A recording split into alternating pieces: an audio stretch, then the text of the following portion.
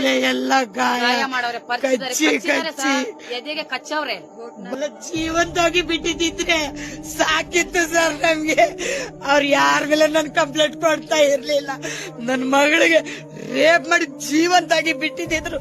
ನನ್ ಸಾಯೋವರೆಗೂ ನನ್ ಮಗಳಿಗೆ ನೋಡ್ತಾ ಇದ್ದೆ. ಭದ್ರಾಪುರದಲ್ಲಿ ನಿನ್ನೆ ಹುಡುಗಿ ಸತ್ತೋಗಿತ್ತು, ಏನ್ ಕಾರಣ ಅಂತ ಗೊತ್ತಿಲ್ಲ ಅಂತ ಹೇಳಿದ್ವಿ. ಇವತ್ತು ಪೋಸ್ಟ್ ಮಾರ್ಟಮ್ ಅಲ್ಲಿ ಗೊತ್ತಾಗಿದೆ, ಹುಡುಗಿನ ಕಚಡ ಸೂಳೆ ಮಕ್ಕಳು 4 ಜನಕ್ಕೂ ಮೇಲೆ ರೇಪ್ ಮಾಡಿ ಕೊಲೆ ಮಾಡಿದಾರೆ. ಎಷ್ಟು ಹಿಂಗಿಂಗ್ ಸಾಯಿಸಿದಾರಂತೆ ಹುಡುಗಿನ.